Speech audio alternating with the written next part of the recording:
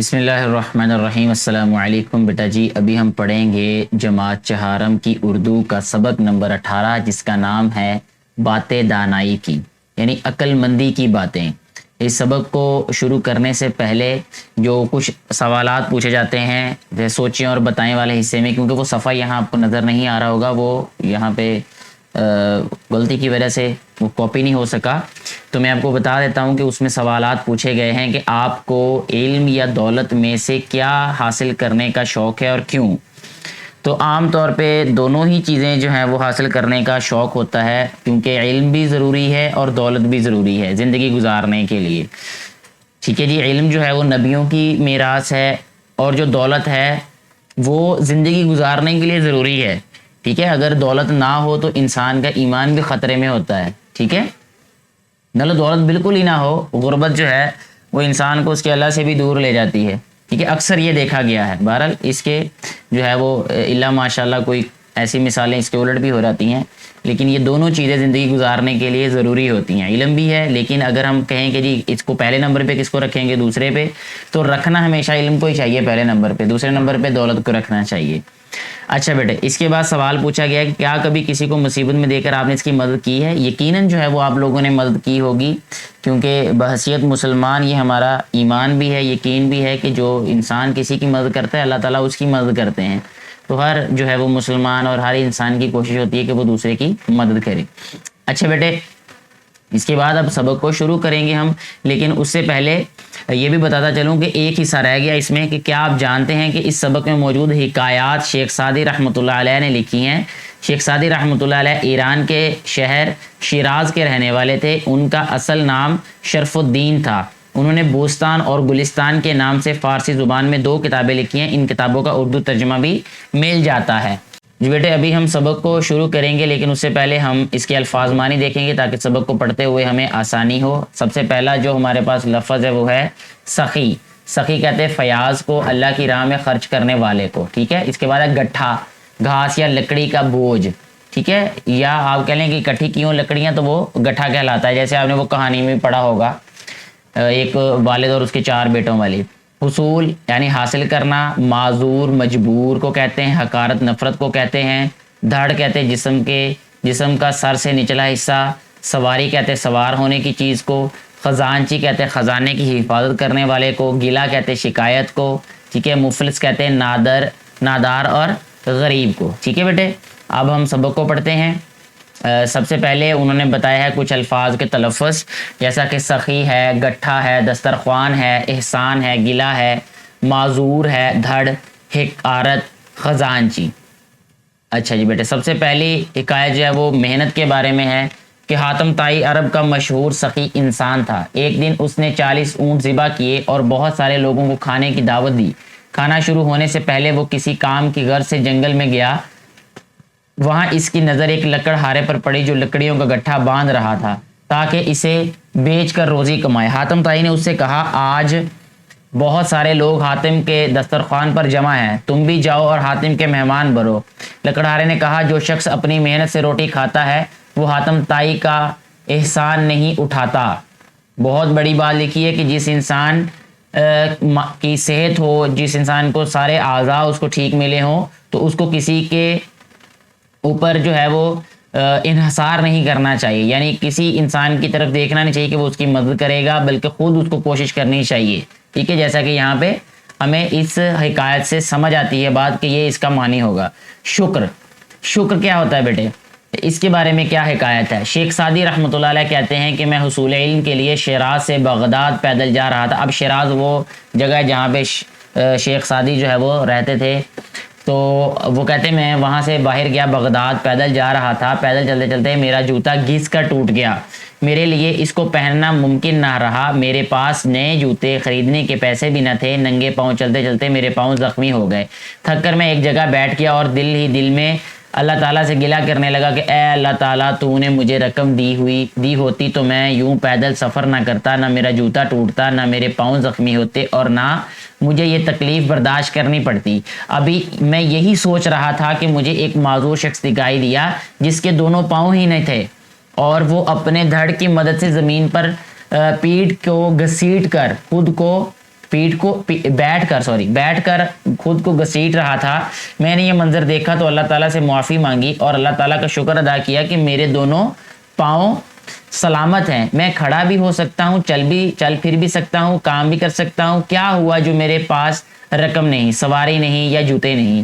اس خیال کے ساتھ ہی میں نے دوبارہ اپنے سفر کا آغاز کیا. تو اس حکایت سے ہمیں یہ سبق ملتا ہے کہ انسان جو ہے وہ اگر کسی تکلیف میں مبتلا ہوتا ہے تو اس پہ ناشکری نہیں کرنی چاہیے, اور یہ دیکھنا چاہیے کہ اس کے ارد گرد لوگ کتنی تکلیف میں ہیں, تو اس کو پھر اپنی تکلیفیں جو ہیں وہ چھوٹی لگنا شروع ہو جائیں گی, اور اس کو پھر یہ سمجھ بھی آ جائے گی کہ اللہ کا شکر ہر وقت ادا کرتے رہنا چاہیے. اس کے بعد تیسری حکایت جو ہے وہ ہے علم و دولت. مصر میں 2 بھائی رہتے تھے, ایک کو علم حاصل کرنے کا اور دوسرے کو مال و دولت جمع کرنے کا شوق تھا. علم کا شوقین عالم بن گیا اور مال کی محبت رکھنے والا شاہی خزانچی بن گیا. ایک دن دولت مند بھائی نے اپنے عالم بھائی کو حقارت سے دیکھتے ہوئے کہا, ہم تو خزانے کے مالک بن گئے اور تم مفلس ہی رہے. عالم نے جواب دیا, بھائی جان میں تو اس پر اللہ تعالیٰ کا شکر ادا کرتا ہوں کہ اس نے مجھے پیغمبروں کی میراث عطا کی, لیکن آپ قارون کی میراث پر فخر کر رہے ہیں. قارون جو ہے وہ اپنے خزانے کی وجہ سے بڑا جو ہے وہ آج تک بھی اس کو جانا جاتا ہے کہ قارون کے خزانے بہت زیادہ تھے, ٹھیک ہے, لیکن اس کا جو ہے وہ اختتام جو ہے وہ کیسا ہوا کہ وہ جہنم میں جائے گا, ٹھیک ہے, اتنی ساری دولت کے باوجود بھی. لیکن یہاں پہ ہمیں اس بات پہ سمجھانے کی کوشش کی گئی ہے اس حکایت سے کہ کبھی دولت پہ فخر نہیں کرنا چاہیے, ٹھیک ہے. آپ کو علم بھی حاصل کرنا چاہیے میرے بیٹے اور بیٹیوں, اور دولت کو بھی حاصل کرنا چاہیے. یہ میں کبھی بھی آپ کو اس بات کی ترغیب نہیں دوں گا بحیثیت استاد بھی اور بحیثیت باپ بھی, ٹھیک ہے, کہ آپ جو ہے وہ صرف اور صرف یہ کہیں نہیں میں نے علم ہی حاصل کرنا ہے اور دولت کی میری ضرورت ہی نہیں ہے, بالکل بھی. تو یہ بھی جو ہے وہ ٹھیک نہیں, کیونکہ اسلام جو ہمیں میانہ روی والا راستہ دکھاتا ہے, ایکسٹریمسٹ نہیں بننے کا کہتا ہے. یعنی کسی بھی ایک طرف جو ہے وہ انتہا پسند نہیں جو ہے وہ ہمیں اسلام بتاتا. وہ کہتا ہے میانہ روی والا راستہ اختیار کرو, اگر آپ دولت کمائیں تو وہ بھی میانہ روی, اس میں بھی میانہ روی اختیار کریں, ٹھیک ہے جی.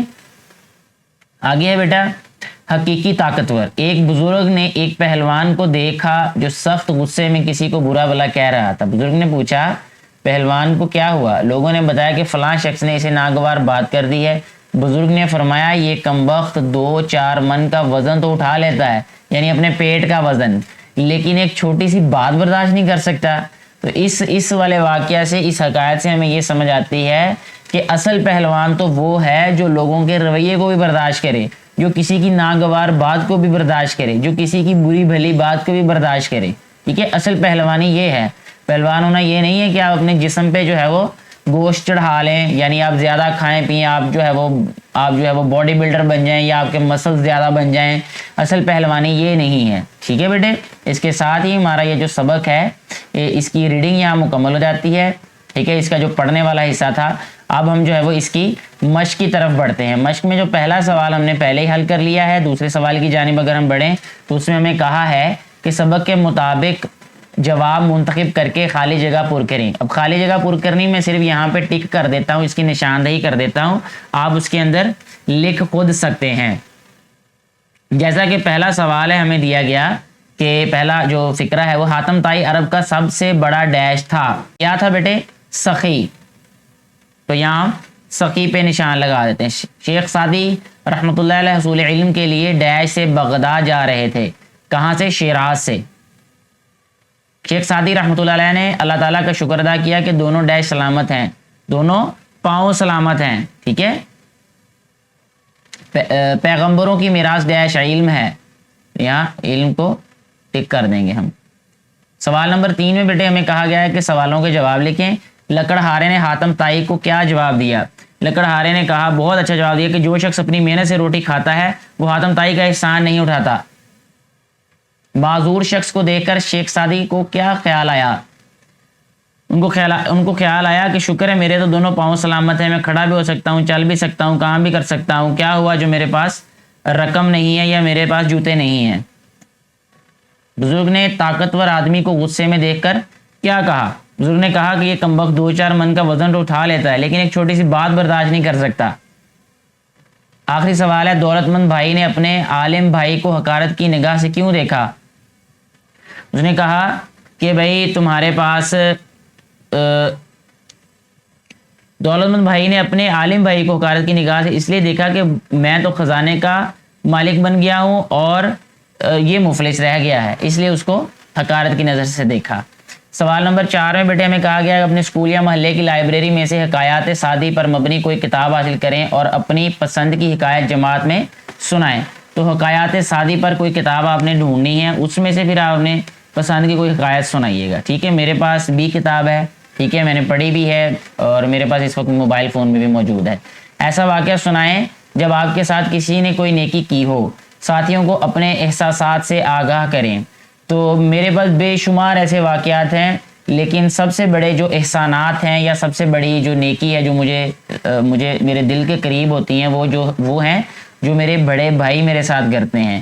یعنی میں سب سے چھوٹا بھائی ہونے کے ناطے اس بات کو بہت محسوس کرتا ہوں کہ وہ میرے ساتھ ویسا ہی رویہ رکھتے ہیں جیسا کہ کوئی شفیق باپ اپنے بیٹے کے ساتھ رکھتا ہو، اور ایسا بیٹا جو کہ لاڈلا بیٹا ہو، جس کی کمیاں تو برداشت کر لی جاتی ہیں، ٹھیک ہے، لیکن اس کو جو ہے وہ ہمیشہ جو ہے وہ اونچ نیچ میں اس کا ساتھ دیا جاتا ہے اور اس کی کمیوں پہ سرزنش بھی نہیں کی جاتی۔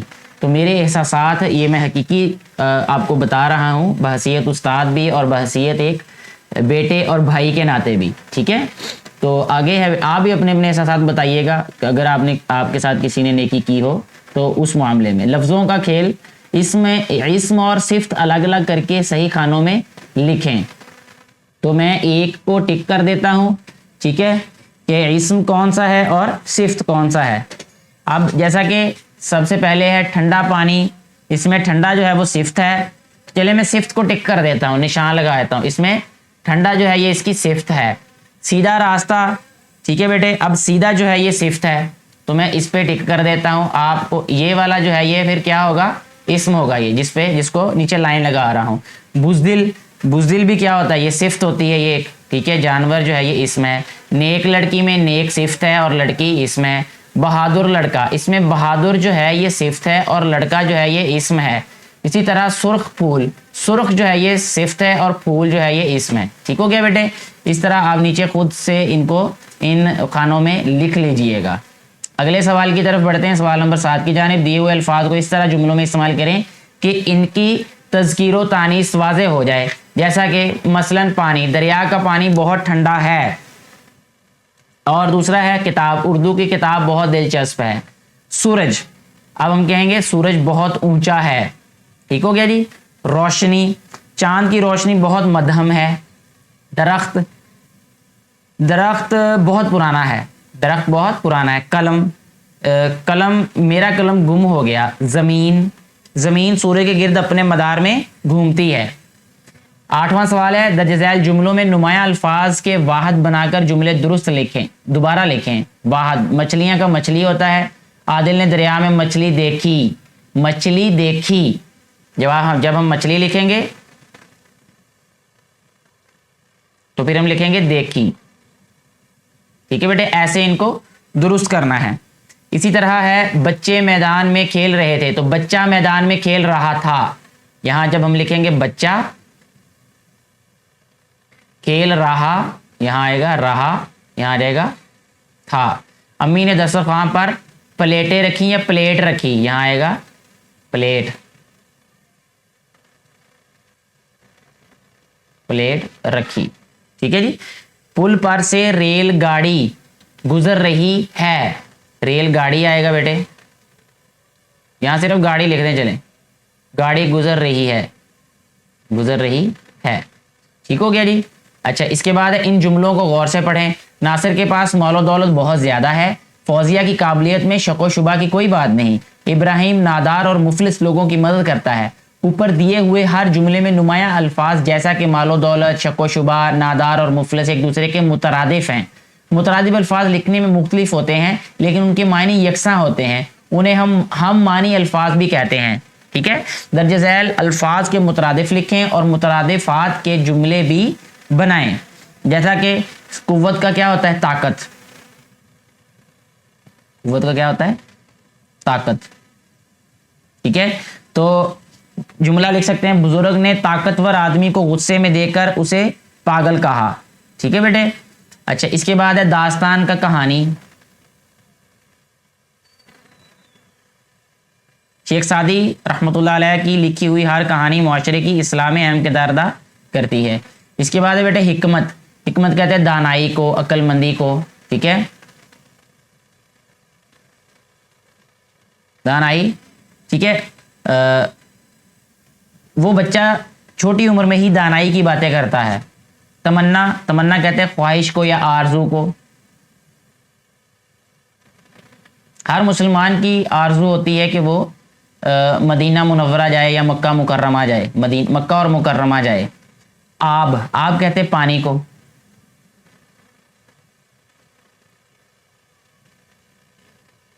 وہ شرم کے مارے پانی پانی ہو گیا. اگلا سوال ہے بیٹے ہمارے پاس دیا ہوا پیراگراف درست تلفظ اور روانی کے ساتھ پڑھیں. ایک شکارگاہ میں نوشیروان عادل کے لیے اس کے ملازم کباب بنا رہے تھے. ملازم نمک ساتھ لانا بھول گئے تھے. نوشیروان نے ایک ملازم سے کہا کہ قریبی بستی سے نمک لاؤ, لیکن قیمت ادا کیے بغیر نہ لانا تاکہ غلط رسم نہ پڑ جائے اور بستی برباد نہ ہو جائے. ملازم نے عرض کی کہ ایک چٹکی بھر نمک لینے سے کیا فرق پڑتا ہے.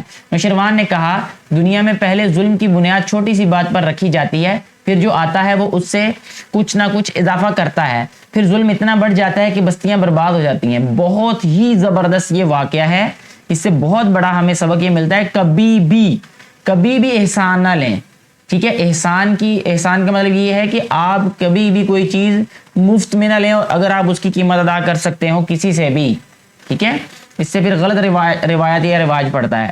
دیے ہوئے ابتدائی جملے سے آغاز کرتے ہوئے کہانی لکھیں. ایک دفعہ کا ذکر ہے کہ ایک جھونپڑی میں ایک غریب آدمی رہتا تھا. تو اس کے 3 بیٹے تھے جو ہر وقت آپس میں لڑتے رہتے تھے. یہ کہانی آپ نے پڑھی ہوگی, بہرحال اس کو خود ہی لکھ لیجئے گا. اور وہ نا اتفاقی کی برکت والا یا نا اتفاقی کا انجام یا اتفاق میں برکت, ٹھیک ہے نا, اس طرح کی کہانی آپ لکھ سکتے ہیں. اس کے بعد ہے ہمارے پاس آخری سوال, آؤ کریں کام میں کہ میں اپنے آپ کو غلط قسم کے لوگوں سے کیسے بچاؤں گا. اس موضوع پر اپنے والد صاحب, بڑے بھائی یا سرپرست سے بات چیت کریں. اہم باتیں نکات کی صورت میں لکھیں, دوسرے دن اپنے استاد محترم کے پاس جمع کروائیں. ٹھیک ہے, تو جیسا کہ یہاں پہ ہم لکھ سکتے ہیں کہ ابو جان میرے اسکول میں چند ایسے بھی لڑکے ہیں جو کہ عادت کے اچھے نہیں ہیں اور وہ فلم وغیرہ کی باتیں کرتے ہیں, انہیں تعلیم سے کوئی سروکار نہیں. میں جتنا ان سے دور رہنے کی کوشش کرتا ہوں وہ اور زیادہ میرے قریب ہونے کی کوشش کرتے ہیں. اب مجھے ان سے خلاص کے لیے کیا کرنا چاہیے, یعنی ان سے دور رہنے کے لیے, ان سے جان چھڑانے کے لیے کیا کرنا چاہیے. والد صاحب کہتے ہیں کہ بیٹا آپ ان کی باتوں کی طرف ہرگز توجہ نہ کیا کریں, صرف پڑھائی کی بات مجبوری کی حالت میں کیا کریں. ان سے ان کی کسی سرگرمی اور دعوت میں ہرگز شرکت نہ کریں. انہیں واضح طور پر بتا دیں کہ اگر آپ اپنی حرکتوں سے باز نہ آئے تو میں ہیڈ ماسٹر صاحب کو بتا دوں گا. اگر پھر بھی وہ آپ کو تنگ کرنے سے باز نہ آئے تو آپ اپنے اس اساتذہ کو بتا دیجئے. اس کے ساتھ ہی ہمارا یہ سبق مکمل ہو جاتا ہے. مجھے امید ہے کہ آپ نے سبق میں سے بہت ساری نئی باتیں اچھی سیکھی ہوں گی. آپ ان ساری باتوں میں سے ایک بات نیچے ضرور کومنٹ کر کے بتائیے گا. اس ساری ویڈیو کے بارے میں اپنی رائے کا اظہار نیچے ضرور کیجیے گا. ویڈیو اچھی لگی ہو تو اس کو زیادہ سے زیادہ بیٹے اور بیٹیوں تک پہنچائیں, ان کے ساتھ شیئر کریں تاکہ ان کو بھی اس سے فائدہ ہو سکے, جو کہ اس ویڈیو کو بنانے کا بنیادی مقصد ہے. شکریہ.